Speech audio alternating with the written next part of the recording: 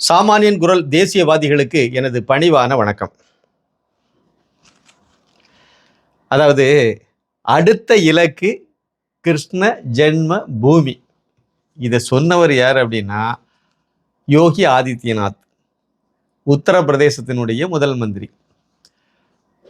எதுக்கு இதை எங்க சொன்னார் அப்படின்னா, சட்டசபையில் அறிவிச்சார். சொன்னாருங்கிறத விட அறிவிச்சார்னு சொல்லலாம். அதை ரொம்ப நகைச்சுவை உணர்வோட ரொம்ப அழகாக அவர் அதை சொல்லியிருக்காரு. மிகப்பெரிய ஒரு ஆரவாரத்துக்கு இடையில இது அமைஞ்சிருக்கு.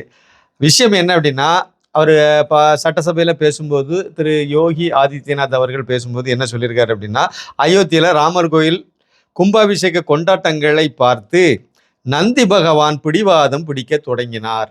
நந்தி பகவான் அப்படின்னு சொல்லி அவர் குறிப்பிடுறது காசியில் உள்ள கோவிலில் உள்ள நந்தி பகவான் பிடிவாதம் பிடிக்க தொடங்கினார். அதன் பலனாக இரவோடு இரவாக தடைகள் உடைக்கப்பட்டன.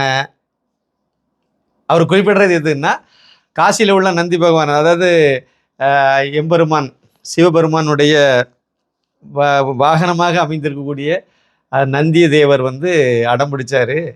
எதுக்கு அடம் பிடிச்சாருன்னா, பக்கத்தில் இருக்கக்கூடிய ஞானவாபி வளாகத்துக்குள்ளால அடித்தளத்தில் பாதாள தளத்தில் சிவன் கோயில் இருக்குது. அந்த சிவனுக்கு பூஜை அங்கே நடத்தணும். அது தடைப்பட்டிருக்கு. அந்த தடையை உடைக்கணும் அப்படின்னு சொல்லிட்டு அவர் அடம் பிடிச்சாரு. அதுபடி உடனே அந்த கோர்ட் மூலமாக அந்த உத்தரவெல்லாம் பெறப்பட்டு முறையாகவே அதுக்கு வழிபாடு நீண்ட வருஷங்களுக்கு பிறகு அது அகிலேஷ் யாதவுடைய தந்தையார் முலாயம் சிங் யாதவ் முதலமைச்சராக இருக்கும்போது அது தடை பண்ணி வச்சுருந்தாரு. அதை இப்போ உடைச்சி தடையெல்லாம் உடைச்சி இப்போ இது பண்ணியிருக்கு. இந்த மாதிரி அவர் சொல்லிட்டு, நந்தி பகவான் பிடிவாதத்தினால இதை மாதிரி பண்ண முடிஞ்சுதுங்கிறதெல்லாம் சொல்லிட்டு, அடுத்து இதை பார்த்துட்டு இருந்த வேண்டிய கிருஷ்ணர் இப்போ அடம் பிடிக்க தொடங்கியிருக்காரு. அவர் எதுக்கு அடம் பிடிக்க தொடங்கியிருக்காரு? மதுராவில் எனக்கு கோயில் கேட்டுங்கப்பா, என்னுடைய பூமியை ஆக்கிரமிப்பில் இருக்கு, அதை அபகரித்து வச்சுருக்காங்க, அதை எனக்கு வேணும் அப்படின்னு சொல்லி இது சம்மந்தமாக ஒரு மீம்ஸ் கூட நிறைய அழகாக வந்திருக்கும். நிறைய இந்த கிருஷ்ணர் அம்மா கிட்ட அடம் பிடிக்கிற மாதிரி, அயோத்தியில் ராமருக்கு இங்கே கும்பாபிஷேகம் நடக்குது, ஆனால் எனக்கு எப்போ நீங்கள் என் ஜென்ம பூமியை மீட்டெடுக்க போகிறீங்க அப்படிங்கிற மாதிரி, எனக்கு அது வேணும் அப்படின்னு சொல்லிட்டு அடம் பிடிக்கிற மாதிரியான அந்த குழந்தை கிருஷ்ணர் அந்த கோவிக்கிற மாதிரி, செல்லமாக கோவிக்கிற மாதிரியான இதெல்லாம் வந்திருக்கும். இதை நினைவூட்டுற வகையில் தான் இதை சொல்லியிருந்தார். அதே போல் இப்போது கிருஷ்ண பகவான் அடம் பிடிக்க தொடங்கி விட்டார் அப்படின்னு சொல்லிட்டு இதை சொன்ன உடனே அவையிலிருந்து மொத்தமும் ஜெய் ஸ்ரீராம் கோஷம் எல்லாம் அது விண்ண பிளக்கிற அளவுக்கு அங்கே ஒரு மிகப்பெரிய அளவில் ஒரு கோஷம் உத்தரப்பிரதேச சட்டசபையில் அரங்கேறி இருக்கு. அதாவது ஒட்டுமொத்தமாக என்ன சொல்ல வராங்க அப்படின்னா, என்ன சொன்னார் அப்படின்னா, யோகி ஆதித்யநாத் அவர்கள் ராம ஜென்ம பூமியை மீட்டோம், அடுத்து கிருஷ்ண ஜென்ம பூமியை மீட்பதே குறிக்கோள் அப்படின்னு சொல்லிட்டு முத்தாய்ப்பா அவர் அதை சொல்லி முடிச்சிருந்தாரு. இப்போ இதில் என்ன அப்படின்னா, என்ன பார்க்க வேண்டியது இருக்குது அப்படின்னா, இந்தியா முழுக்க ஏராளமான, அதாவது குறிப்பாக முஸ்லீம் படையெடுப்பு, கிறிஸ்தவ படையெடுப்புலையும் அதே கதை தான் நிறைய இடங்கள்ல நடந்திருக்கு. முஸ்லீம் அவங்களுக்கு இது ஒரு அகண்ட பாரதம், அகண்ட தேசம். இது அதில் எந்த மாற்று கருத்தும் கிடையாது. ஏராளமான இடங்கள் இப்போ ஒரு ஊர் இருக்குன்னா ஊரில் ஒரு இடத்துல தான் கோயில் இருக்கும். ஊர் ஃபுல்லாக கோயிலவாக இருக்கும். ஒரு இடத்துல இருக்கும், இல்லை இன்னொரு இடத்துல இருக்கும், இல்லை அங்கே ஒரு இடத்துல இருக்கும், அவ்வளோதான். பாக்கி நிலப்பரப்பெல்லாம் சும்மா தானே, வீடு இருக்கும், வீடும் இருக்கக்கூடியது விவசாயம் நல்லா இருக்கும், மற்ற இடங்கள் சும்மா தானே இருக்கும். அப்போ உங்களுக்கு கோவில் கட்டணுங்கிறது, மசூதி கட்டணுங்கிறது நோக்கமாக இருந்தால் தப்பு கிடையாது. அது பக்கத்தில் இன்னொரு இதை கட்டலாம். அங்கே 4 பேர் முஸ்லீமாக மதம் மாறிட்டாங்க, அவங்களுக்காக கட்டியிருக்காங்கன்னா ஒரு லாஜிக் இருக்குது.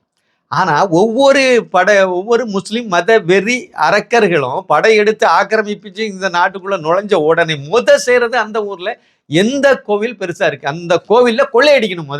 அங்கே இருக்கக்கூடிய நகை அது இது என்ன, கோவிலுக்குள்ளால தான் ஏகப்பட்ட தங்கங்கள் இந்த அவ்வளோத்தையும் அள்ளிட்டு போகணும். இதுதான் வரலாறு. இதை அள்ளிட்டு போகணும், இதை செய்கிறாங்க. அடுத்த கட்டமும் அந்த கோவிலை இடித்து அந்த இடத்துல தான் நான் மசூதி வைப்பேன். இது என்ன கொழுப்பு தானே.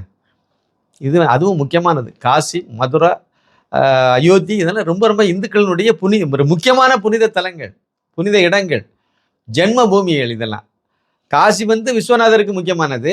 அதேமாதிரி நமக்கு அயோத்தி, காசியில் விஸ்வநாதர்னா இங்கே ராமேஸ்வரத்துலேயும் நமக்கு முக்கியம். காசி ராமேஸ்வரம் நமக்கு இந்துக்களுக்கு ரொம்ப முக்கியமானது, புனிதமான இடம், ரொம்ப ரொம்ப முக்கியமான இடம். அதே மாதிரி அயோத்தி ராம ஜென்ம பூமி, அது மதுரா கிருஷ்ண ஜென்ம பூமி. அப்போ இது எல்லா இடமும் அதை தானே பண்ணி வச்சுருக்கேன். காசியில் என்னது, விஸ்வநாதரை சுருக்கி வச்சு அதில் மசூதியை கொண்டு கட்டி வச்சு அதுக்கு ஒரு இது சொல்லுவாங்க. அவனுக்கு பெரிய பாதிப்பு ஏற்பட்டதுனால, அந்த மன்னன் முஸ்லீம் அந்த கொடுங்கோலனுக்கு பெரிய பாதிப்பு ஏற்பட்டதுனால வேறு வழி இல்லாமல் அதை அதுக்கு அந்த பக்கம் போகாமல் வச்சுட்டான் விஸ்வநாதரை. இல்லைன்னா அன்னைக்கு விஸ்வநாதரையும் காலி பண்ணியிருப்பாங்க. அயோத்தியில சுத்தம் இடிச்சு விட்டாங்க, இடிச்சு அதுக்கு மேலே கட்டிட்டாங்க. மதுராவில் சந்துக்குள்ளே கொண்டு வச்சு விட்டாங்க கிருஷ்ணரை நெருக்கி வச்சுட்டு. அடையாளம் இருக்கு. இது வந்து அதாவது அயோத்தியில வாதாடுனாங்க. என்ன சொன்னாங்க? அது அந்த இடத்துல தான் இது ராமர் பிறந்தாரா? ராமர் கோயில் இந்த இடத்த தான் இடிச்சாங்களா? இப்படியெல்லாம் வியாக்கியானம் பேசிட்டு இருந்தாங்க. அந்த வியாக்கியானம் செய்த வாய்கள் வந்து இந்த பக்கம் காசி பக்கமும் வராது, மதுரா பக்கமும் போகாது.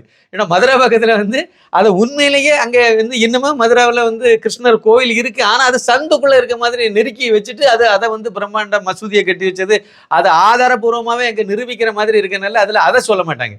அது மத நல்லிணக்கத்திற்கு என்ன மத நல்லிணக்கம் இதில் வேண்டி கிடக்கு? ஏங்க எங்கள் தாத்தா காலத்தில் ஒரு இடத்த இன்னொருத்தன் ஆக்கிரமிச்சிட்டான். நான் பேரன். தாத்தா காலத்தில் வந்து எங்கள் தாத்தாவால் அதை மீட்க முடியலை, சூழ்நிலை அவருக்கு அப்படி அமையலை. எங்கள் அப்பா போராடினாரு, அவரால் மீட்க முடியலை. நான் இப்போ போராடி மீட்கிறேன். இதில் என்ன தப்பு இருக்குது? என்னுடைய இழந்த உரிமையை தானே மீட்கிறேன். ஆனால் இங்கே உள்ள அந்த அரக்கிருக்கணும்லாம் வந்து அது வந்து அது பெரிய இது மத சார்பின்மைக்கு அது ஊறு விளைகிறது. என்ன ஊரம் விளைக்கட்டு கூரம் விளைக்கட்டு அவங்களே அதாவது நியாயமான முஸ்லீம் பெரியவங்க எல்லாம் வந்து அவங்களுக்கு மெக்கா மெதினா இதுதான் புனிதமான மிக புனிதமான இடங்கள். அதுதான் நமாஸ் பண்ணணும்னு நினைச்சா நீங்க ரோட்ல பண்ணலாம், தெருவில் பண்ணலாம், வீட்டில் பண்ணலாம், எங்க வேணாலும் பண்ணலாங்கிறது அவங்க இதுல இருக்கு. எல்லாருக்கும் அப்படித்தான். ஆனா மசூதிங்கிறது அது ஒரு அடையாளமா வச்சு அதுக்குள்ள போய் நம்ம பண்றோம் அப்படின்னு சொல்லிட்டு வச்சுட்டு போறாங்க. அதனால அவங்க வந்து என்ன சொல்றாங்க அப்படின்னா, இப்ப இதை வந்து முஸ்லீம் பெரியவங்களே அந்த இடத்துல உள்ளவங்க விட்டு கொடுத்துட்டா நல்லது, விட்டு கொடுத்துடணும். கோர்ட்டு மூலமாக போய் அங்கெல்லாம் போயிட்டு வந்து கடைசியில் வந்து வாங்கி இதெல்லாம் செய்கிறத விட பெரும்பான்மை இந்துக்கள் இருக்காங்க. அவங்களுக்கு இது முக்கியமான புனிதமான இடம். பல லட்சம் கோவில்களை இதே மாதிரி இடித்து வச்சுருக்காங்க. சரி, அந்த இடத்தெல்லாம் இந்துக்கள் விட்டு கொடுத்துருவாங்க. விட்டு கொடுக்க தயாராக என்னங்க, சரி இருந்துட்டு போகிறாங்க, என்னத்தையும் இருந்து போட்டு அப்படிங்கிற மாதிரி இருக்காங்க. நீங்கள் வீம்பு பிடிச்சிக்கிட்டே இருந்தீங்கன்னா ராமேஸ்வரம் வரைக்கும், நீங்கள் கன்னியாகுமரி வரைக்கும் வரும். எங்கெங்கெல்லாம் வந்து மசூதியில் இருக்காங்க எல்லா இடமும் எனக்கு திருப்பி கொடுத்துருந்தா எல்லாரும் கிளைம் பண்ண ஆரம்பிக்கும். வருகாலம் அப்படி தான் வரும். அப்போ அதை விட்டு கொடுத்துட்டு போனாங்கன்னா அது அவங்களுக்கு நல்லது. இன்னொன்றுங்க, எல்லா இடமும் இருக்கக்கூடிய மசூதியை எதுக்கு ஆக்கிரமிச்சு கட்டணும்? அதே ஒரு தவறு தானே. எத்தனை ஆண்டு காலம் வந்தாலும், இன்னொரு 1000 2000 5000 வருஷங்கள் போனால் கூட என்னைக்குனாலும் அது வந்து ஒரு தவறுங்கிறது தானே. அவங்க வந்து இப்படி வந்து உங்கள் முன்னோர்கள் வந்து எங்கள் கோயிலை தான் இடித்து கட்டியிருக்கான் பாருங்கள், எவ்வளோ பெரிய கொடுங்கோலன்னு சொல்கிற மாதிரி தானே இருக்கும். அதனால் அந்த அடையாளத்தை மாற்றுறதுக்கு அந்தந்த ஊரில் உள்ளவங்களே அது அந்த மாதிரி ஆக்கிரமித்து கட்டப்பட்ட மசூதிகளெல்லாம் இடிச்சுக்கிட்டு அந்த இடத்த விட்டு கொடுத்துட்டு போகிறது தான் முறையாக இருக்கும். அதே மாதிரி கிறிஸ்தவங்க இடிச்சு வச்சிருக்கிறதையும் அதை மாதிரி விட்டு கொடுத்துட்டு போகிறது தப்பு கிடையாது. விட்டு கொடுத்தாங்கன்னா நல்லது. விட்டு கொடுத்துட்டு அந்த பல ஊர்களெல்லாம் வந்து கிறிஸ்தவ சர்ச்சு கட்டும்போது அது இடம் கொடுத்தவனும் இந்துக்காரன் தான், அதை கட்டி கொடுத்தவனும் இந்துக்காரன் தான்.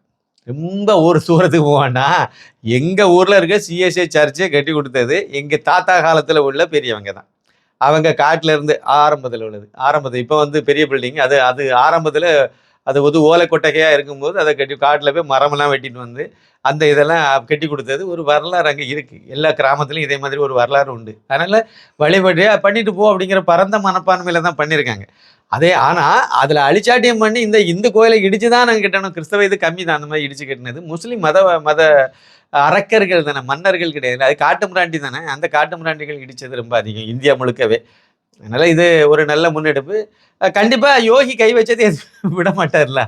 யோகி வந்து அவர் புல்டோசர் பார்ப்பார். அவர் வந்து பார்ப்பார், சொல்லுவார், என்ன மடி செய்யணுமோ அவருக்கு தெரியும். அதெல்லாம் நான் பெரிய ஞானி, கரெக்டாக தெரியும் அவருக்கு. அடுத்து வந்து அவர் ராம ஜென்ம பூமி இது முடிஞ்சது, கும்பாபிஷேகம் வரைக்கும் வந்துட்டு அடுத்து வந்து கிருஷ்ண ஜென்ம பூமியை தான் மீட்க போகிறோன்னு சொல்லிட்டாரு. சொன்னார்னா அதோட நிப்பாடக்கூடிய மனுஷன் கிடையாது. ரொம்ப மோசமான ஆள்.